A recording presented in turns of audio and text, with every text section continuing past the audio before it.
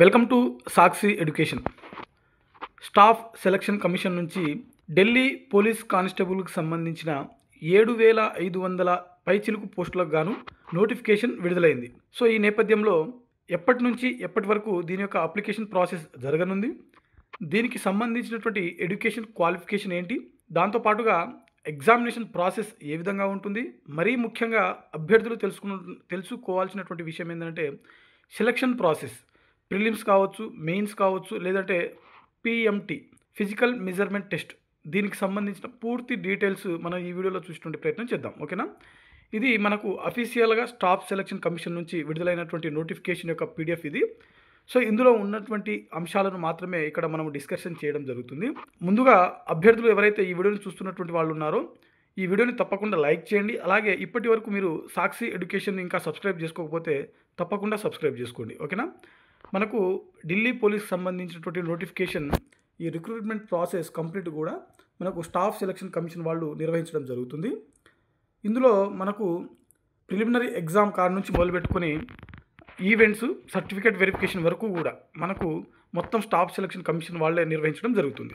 అయితే మనకు ఈ నోటిఫికేషన్ వచ్చేసరికి నిన్న అంటే 22 సెప్టెంబర్ 2025 రోజు మనకు రిలీజ్ అవ్వడం జరిగింది. దీనికి సంబంధించినటువంటి అప్లికేషన్ ప్రాసెస్ కూడా నిన్నటి నుంచే మొదలవడం జరిగింది. ఇక్కడ చూడొచ్చు మీరు క్లియర్గా, date for submission of the online application form 22/9/2025 అంటే నిన్నటి నుంచి మొదలైంది. 21/10/2025 అక్టోబర్ 21 వరకు దీని యొక్క అప్లికేషన్ ప్రాసెస్ జరగనుంది. ఓకేనా? సో దీనికి సంబంధించిన ఎడిట్ ఆప్షన్స్ వచ్చేసరికి మనకు అక్టోబర్ 29 నుంచి అక్టోబర్ 31 వరకు మనకు 3 డేస్ అనేది ఎడిట్ ఆప్షన్స్. అంటే ఒకవేళ మనం ఏదైనా డీటెయిల్స్ కనుక ఏమైనా ఎర్రర్స్ కనుక మనం మెన్షన్ చేసినట్లయితే వాటిని కరెక్షన్ చేసుకోవడానికి, మన డీటెయిల్స్ని కరెక్షన్ చేసుకోవడానికి 3 డేస్ అనేది మనకు ఛాన్స్ ఇవ్వడం జరుగుతుంది. దీని యొక్క ఎగ్జామ్ ఎప్పుడు జరిగేటువంటి అవకాశం ఉంది అనే దాని గురించి కూడా వాళ్ళే ముందుగా మనకు ఎగ్జాక్ట్లీ డేట్ ఇవ్వకుండా మంత్ అనేది మెన్షన్ చేయడం జరిగింది. ఇక్కడ చూడొచ్చు మీరు, tentative schedule for computer based examination మనకు డిసెంబర్ లేదా జనవరిలో దీనికి సంబంధించినటువంటి ఎగ్జామ్ అనేది జరిగేటువంటి అవకాశం ఉంది అని చెప్పి క్లియర్గా మనకు నోటిఫికేషన్లో మెన్షన్ చేయడం జరిగింది. అంటే ఇప్పుడు మనం ప్రజెంట్ సెప్టెంబర్లో ఉన్నాము. ఈ 10 రోజులు తీసేసినట్లయితే అక్టోబర్, నవంబర్, డిసెంబర్, సో మనకి 3 months టైం ఉన్నట్టు. ఈ 90 days ప్రిపరేషన్ ప్లాన్ చేసుకొని మీ యొక్క ప్రిపరేషన్ ఏదైతే ఉందో మొదలుపెట్టినట్లయితే మీరు సక్సెస్ అవ్వడానికి అవకాశం ఉంటుంది. ఓకేనా? చూద్దాం మరిన్ని డీటెయిల్స్. ఇక్కడ వేకెన్సీస్ ఫస్ట్ మనకు పే స్కేల్ ఇక్కడ చూసినట్లయితే మనకు లెవెల్ 3 సంబంధించినటువంటి పే స్కేల్ అనేది ఇవ్వడం జరుగుతుంది. వేకెన్సీస్ చూసినట్లయితే ఇక్కడ టోటల్గా వచ్చేసరికి మనకు 7,000, ఇక్కడ చూడొచ్చు మీరు, మొత్తం వేకెన్సీ వచ్చేసరికి 7,565 వేకెన్సీస్ ఉన్నాయి. ఇందులో కానిస్టేబుల్, ఎగ్జిక్యూటివ్ సంబంధించినటువంటి మేల్ పోస్టులు ఏవైతే ఉన్నాయో అవి మొత్తం 4,408. ఓకేనా? కేటగిరీ వైజ్గా మీరు ఇక్కడ పక్కన చూడొచ్చు. ఇందులో మనకు టోటల్ వచ్చేసరికి 4,408. ఇందులో ఎక్స్ సర్వీస్ మెన్కి సంబంధించినటువంటి constable, executive, ex service men సంబంధించిన వాళ్ళే చూసినట్లయితే 285. కానిస్టేబుల్, ఎక్స్ సర్వీస్ మెన్కి సంబంధించినటువంటి కమాండో పోస్టులు ఏవైతే ఉన్నాయో అవి వచ్చేసరికి 376 పోస్టులు మనకు ఇక్కడ ఖాళీగా ఉన్నాయి. ఫీమేల్ కేటగిరీలో చూసుకున్నట్లయితే 2,496 పోస్టులు మనకు ఇక్కడ క్లియర్గా మనకు ఇవ్వడం జరిగింది. 2,496 పోస్టులకు గాను మనకు ఇక్కడ వేకెన్సీస్ అయితే కనబడుతూ ఉన్నటువంటి విషయం.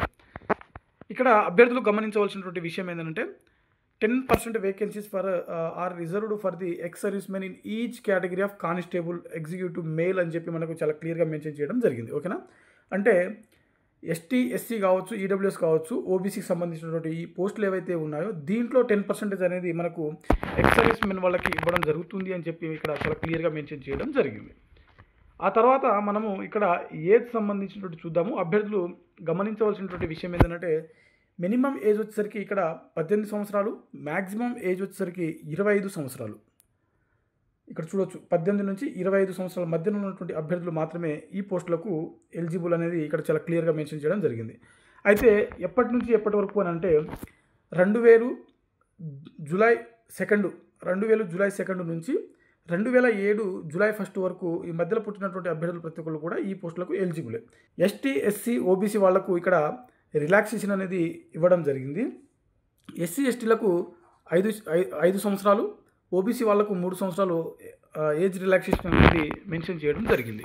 అయితే ఇక్కడ అభ్యర్థులు గమనించవలసినటువంటి విషయం ఏంటంటే స్పోర్ట్స్ కేటగిరీలో అంటే స్టేట్ నేషనల్ లెవెల్లో పార్టిసిపేట్ చేసినటువంటి అభ్యర్థులు ఎవరైతే ఉన్నారో వారికి 5 సంవత్సరాల నుంచి 10 సంవత్సరాల వరకు ఎక్సెప్షన్ అనేది ఉంటుంది. అంటే డిపెండ్స్ ఆన్ దేర్ పర్ఫార్మెన్స్ అనమాట. ఓకేనా, వాళ్ళకు వచ్చినటువంటి మెడల్స్ ఆధారంగా ఇవి ఇక్కడ మనకు 5 నుంచి 10% 5 నుంచి 10 ఇయర్స్ వరకు కూడా ఎక్సెప్షన్ అనేది ఇవ్వడం జరిగింది. ఓకేనా, ఆ తర్వాత అభ్యర్థులు మనము గమనించవలసినటువంటి విషయం ఏంటంటే సెలక్షన్ ప్రాసెస్ అవి మనము చూడాల్సి ఉంటుంది.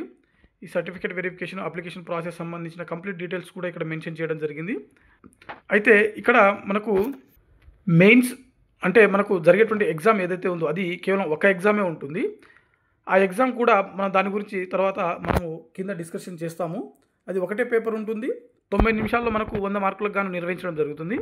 అయితే కొంతమంది అభ్యర్థులకు ఇక్కడ మనకు స్పెషల్ మార్క్స్ అనేది యాడ్ అవ్వడం జరుగుతుంది. దీన్నే బోనస్ మార్క్స్ అని చెప్పి అంటారు. అది ఎన్సీసీ సర్టిఫికేట్ కావచ్చు, లేదంటే మీకు ఉన్నటువంటి హయ్యర్ ఎడ్యుకేషన్ క్వాలిఫికేషన్ కావచ్చు, వాటిని బట్టి మనకు మార్క్స్ ఉంటాయి. నేను 2 చెప్తాను చూడండి. ఇక్కడ మనకు ఎన్సీసీ సంబంధించినటువంటి సి సర్టిఫికేట్ ఉన్నట్లయితే 5% మార్క్స్, అంటే 100కు 5 అని అంటే 5 మార్కులు. ఎన్సీసీ బి సర్టిఫికేట్ ఉన్న వాళ్ళకి 3%, ఎన్సీసీ ఏ సర్టిఫికేట్ ఉన్న వాళ్ళకి 2%, అంటే 100కు 5, 3, 2 ఈ మార్క్స్ అనేది యాడ్ అవ్వడం జరుగుతుంది. Depends on your certificate. ఓకేనా, ఏబిసి మీకు ఏ సర్టిఫికేట్ ఉందనేది ఈ మూడిట్లో ఏ సర్టిఫికేట్ ఉంటే దాన్ని బట్టి మీకు మార్క్స్ అనేది యాడ్ అవ్వడం జరుగుతుంది. ఇది బోనస్ మార్క్స్ అని అంటారు. దీన్నే ఇవి ఉండడం వల్ల అభ్యర్థులకు మీకు ఎగ్జామ్లో కొంత మార్క్స్ తక్కువ వచ్చినప్పటికీ మీరు కొంత ముందుండేటువంటి అవకాశం ఉంటుంది. ఓకేనా, దాంతోపాటుగా ఎవరైతే అభ్యర్థులు డిగ్రీ లేదా పీజీ చేసినటువంటి అభ్యర్థులు ఎవరైతే ఉంటారో వారికి కూడా ఇక్కడ ఎక్స్ట్రా మార్క్స్ అనేది యాడ్ అవ్వడం జరుగుతుంది. ఇక్కడ మీరు ఫస్ట్ క్లాస్ కంటే ఎక్కువ అంటే డిస్టింక్షన్లో మీరు పాస్ అయినట్లయితే, ఒకవేళ for example me PG degree ఏదైతే ఉందో అది మీరు డిస్టింక్షన్లో పాస్ అయినట్లయితే 5%, ఫస్ట్ క్లాస్లో పాస్ అయినట్లయితే 4%, 4%, సెకండ్ క్లాస్లో పాస్ అయితే 3%, ఫస్ట్ జనరల్గా అంటే నార్మల్గా సెకండ్ క్లాస్ కాకుండా కొంచెం జస్ట్ పాస్ మార్కులు వచ్చినట్లయితే మీకు 2% మార్కులు అనేది యాడ్ అవ్వడం జరుగుతుంది. ఎవరైతే డిగ్రీ కానీ పీజీ కానీ మీ సర్టిఫికేట్ ఏవైతే ఉంటాయో సర్టిఫికేట్ వెరిఫికేషన్ అప్పుడు మీరు ఖచ్చితంగా వీటిని అక్కడ ప్రొవైడ్ చేయాల్సి ఉంటుంది. ఓకేనా, ఆ అభ్యర్థులకు మాత్రమే ఈ పర్సంటేజ్ అనేది యాడ్ అవ్వడం జరుగుతుంది. మరి వీటికి సంబంధించిన ఎడ్యుకేషన్ క్వాలిఫికేషన్ ఏంటి అని మనం చూసినట్లయితే ఈ కానిస్టేబుల్ అనేది కేవలం ఇంటర్మీడియట్ ఎడ్యుకేషన్ సంబంధించిన క్వాలిఫికేషన్ ఉంటే సరిపోతుంది. అంటే ఇక్కడ చూడొచ్చు మీరు ఎసెన్షియల్ క్వాలిఫికేషన్ అని చెప్పి ఇక్కడ క్లియర్గా మెన్షన్ చేయడం జరిగింది. 10+2 senior secondary passed from a recognised board. Educational qualification is relaxable up to 11th passed for the, అంటే ఇంటర్మీడియట్ మీరు ఫస్ట్ ఇయర్ పాస్ అయినటువంటి అభ్యర్థులకు కూడా ఇక్కడ ఎలిజిబుల్ ఇవ్వడం జరిగింది. కానీ ఇక్కడ కండిషన్స్ అనేది మెన్షన్ చేయడం జరిగింది. ఎవరైతే ఢిల్లీ పోలీసులో గతంలో అంటే వాళ్ళ పేరెంట్స్ ఎవరైనా పనిచేస్తున్నట్లయితే వారి యొక్క స్టూడెంట్స్కి అంటే వారి యొక్క చిల్డ్రన్స్కి 11th పాస్ అయినప్పటికీ కూడా ఎలిజిబుల్ ఇవ్వడం జరిగింది. ఓకేనా, అభ్యర్థులు ఇంటర్మీడియట్ కంపల్సరీ పాస్ అవ్వాల్సి ఉంటుంది. ఎవరైతే ఇంటర్మీడియట్ పాస్ అయినటువంటి అభ్యర్థులు ఉన్నారో వారు మాత్రమే ఈ పోస్టులకు ఎలిజిబుల్. మరీ ముఖ్యంగా ఇక్కడ ఇంకో కండిషన్ మెన్షన్ చేయడం జరిగింది. ఎవరైతే ఈ పోస్టులకు దరఖాస్తు చేస్తున్నటువంటి అభ్యర్థులు ఉన్నారో, ముఖ్యంగా మేల్ అభ్యర్థులు ఎవరైతే ఉన్నారో వీరికి లైట్ మోటార్ వెహికల్ సంబంధించినటువంటి డ్రైవింగ్ లైసెన్స్ అనేది కంపల్సరీ ఉండాల్సి ఉంటుంది. ఓకేనా, ఇక్కడ 7.2 కండిషన్ ఇక్కడ చాలా క్లియర్గా మెన్షన్ చేయడం జరిగింది. అయితే ఈ సర్టిఫికేట్ ఈ డ్రైవింగ్ లైసెన్స్ ఏదైతే ఉందో ఈ డ్రైవింగ్ లైసెన్స్ కూడా కంపల్సరీగా ఈ నోటిఫికేషన్ వచ్చే నాటికి మీ చేతిలో ఉండాలి. అంటే కొంతమంది లెర్నర్ లైసెన్స్ తీసుకొని మేము అప్లికేషన్ చేద్దాం అనుకుంటారు. లెర్నర్ లైసెన్స్ ఉన్న వాళ్ళకి దీనికి ఎలిజిబిలిటీ ఉండదు. ఇక్కడ చాలా క్లియర్గా మెన్షన్ చేశాడు, learner licence is not acceptable అని చెప్పి. ఓకేనా, అభ్యర్థులు ఈ లైసెన్స్ సంబంధించినటువంటి ఎవరైతే అక్కడ ప్రొడ్యూస్ చేస్తారో వారికి వెహికల్ టెస్ట్ కూడా డ్రైవింగ్ టెస్ట్ కూడా నిర్వహించడం జరుగుతుంది. ఎప్పుడు అని అంటే ఫిజికల్ ఎఫిషియన్సీ టెస్ట్ అప్పుడు. ఓకేనా, అది నార్మల్గానే నిర్వహిస్తారు, పెద్దగా కాదు. కాకపోతే కంపల్సరీగా మీకు డ్రైవింగ్ లైసెన్స్ అనేది ఉండాల్సి ఉంటుంది, వ్యాలిడ్ డ్రైవింగ్ లైసెన్స్ అవి ఉంటే సరిపోతుంది.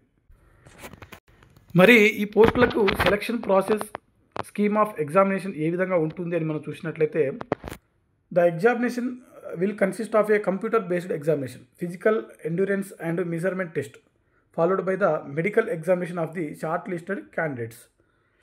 మొదటగా అభ్యర్థులకు కంప్యూటర్ బేస్డ్ ఎగ్జామినేషన్ అనేది నిర్వహించడం జరుగుతుంది. ఆ తర్వాత ఆ అభ్యర్థులకు ఫిజికల్ మెజర్మెంట్ టెస్ట్ అనేది నిర్వహించడం జరుగుతుంది. దాంతోపాటుగా ఈవెంట్స్ కూడా అక్కడనే ఉంటాయి.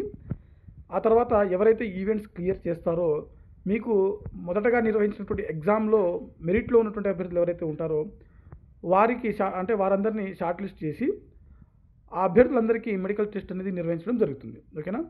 మెడికల్ టెస్ట్లో క్వాలిఫై అయినటువంటి అభ్యర్థులు ఎవరైతే ఉంటారో వారిని మాత్రమే ఫైనల్ లిస్ట్గా మెరిట్ లిస్ట్గా రిలీజ్ చేయడం జరుగుతుంది. మరి కంప్యూటర్ బేస్డ్ ఎగ్జామినేషన్లో మనకు సిలబస్ ఏంటిది, ఎన్ని మార్కులు నిర్వహించడం జరుగుతుంది అనే దాని గురించి క్లియర్గా నోటిఫికేషన్లో మెన్షన్ చేయడం జరిగింది. ఇది మొత్తం 100 మార్కులకు గాను 100 ప్రశ్నలు మనకు అడగడం జరుగుతుంది. ఇందులో మనకు మొత్తం మల్టిపుల్ చాయిస్ ప్రశ్నలే ఉంటాయి. 4 సెక్షన్ల నుంచి మనకు ప్రశ్నలు ఉంటాయి. మొత్తం మనకు 1.5 అవర్ టైం ఉంటుంది. అంటే కేవలం 90 మినిట్స్ మాత్రమే ఉంటుంది. 90 మినిట్స్లో 100 క్వశ్చన్స్కి మీరు ఆన్సర్ చేయాల్సి ఉంటుంది. ఇందులో జనరల్ నాలెడ్జ్ మరియు కరెంట్ అఫైర్స్ సంబంధించినటువంటి ప్రశ్నలు చూసినట్లయితే 50 ప్రశ్నలకు గాను మనకు ఇక్కడ ఈ ఎగ్జామ్లో మనకు 50 ప్రశ్నలు అడగడం జరుగుతుంది. రీజనింగ్ నుంచి 25 ప్రశ్నలు, న్యూమరికల్ అబిలిటీ అంటే అర్థమెటికల్ సంబంధించినవి కావచ్చు, కొంచెం రీజనింగ్లో మెంటల్ అబిలిటీ సంబంధించినవి కావచ్చు, ఈ రెండు కలిపి అనమాట. అదొక 15 మార్కులు ఉంటుంది. కంప్యూటర్ నాలెడ్జ్ సంబంధించిన టెస్ట్ వచ్చేసరికి అంటే దానికి సంబంధించిన క్వశ్చన్స్ వచ్చేసరికి ఒక 10 దీంట్లో అడగడం జరుగుతుంది. ఓవరాల్గా మనకు 100 ప్రశ్నలకు ఈ ఎగ్జామ్ అనేది నిర్వహించడం జరుగుతుంది. అభ్యర్థులు ఎక్కువగా జనరల్ నాలెడ్జ్ మరియు కరెంట్ అఫైర్స్ మీద ఫోకస్ చేసి దాంతోపాటు రీజనింగ్ మీద పట్టు ఉన్నట్లయితే ఈజీగా మీరు క్లియర్ చేసేటువంటి అవకాశం ఇక్కడ చాలా స్పష్టంగా ఉంది. ఎందుకంటే న్యూమరికల్ అబిలిటీ నుంచి ఒక 15 మార్కులు, కంప్యూటర్ నాలెడ్జ్ నుంచి ఒక 10 మార్కులు మాత్రమే ఉంది. మిగిలిన మెజారిటీ సబ్జెక్ట్ వచ్చేసరికి జనరల్ నాలెడ్జే ఉంది. జనరల్ నాలెడ్జ్ అంటే మనకు అన్ని సబ్జెక్ట్స్ ఉంటాయి. Polity, history, Indian history, Indian culture మెయిన్గా మనకు ఉంటుంది. జాగ్రఫీ, ఇండియన్ జాగ్రఫీ ఉంటుంది. దాంతోపాటుగా ఎకానమీ, ఇటు ఇండియన్ బడ్జెట్, యూనియన్ బడ్జెట్ కావచ్చు, యూనియన్ సోషియో ఎకనామిక్ అవుట్లుక్ కావచ్చు, ఇవి కూడా మనకు దీంట్లో ఖచ్చితంగా ఉంటుంది. వీటితో పాటుగా జాతీయ, అంతర్జాతీయ సంబంధించిన డైలీ కరెంట్ అఫైర్స్ దాదాపుగా ఈ ఎగ్జామ్ జరిగే నాటికి ముందు 8 నెలల నుంచి 10 నెలలు కంపల్సరీగా, అంటే ఎగ్జామ్ ఎప్పుడు మనకు డిసెంబర్ లేదా జనవరిలో ఉండేటువంటి అవకాశం ఉంది కాబట్టి దానికి ముందు 8 నుంచి 10 నెలలు పర్ఫెక్ట్గా మీరు కరెంట్ అఫైర్స్ నేర్చుకోవాల్సి ఉంటుంది. ఓకేనా? ఇది మనకు ఎగ్జామినేషన్ ప్రాసెస్ ఈ విధంగా ఉన్నటువంటి అవకాశం ఉంది. దాంతోపాటుగా అంటే ఇక్కడ మెన్షన్ చేశాడు వాడే సిలబస్ కూడా ఇక్కడ క్లియర్గా ఇవ్వడం జరిగింది. సిలబస్ కావాల్సినటువంటి అభ్యర్థులు ఒకసారి మీరు స్క్రీన్ షాట్ తీసుకున్నటువంటి ప్రయత్నం కూడా చేయొచ్చు. ఓకేనా? జనరల్ నాలెడ్జ్ సంబంధించి ఇక్కడ మెన్షన్ చేయడం జరిగింది.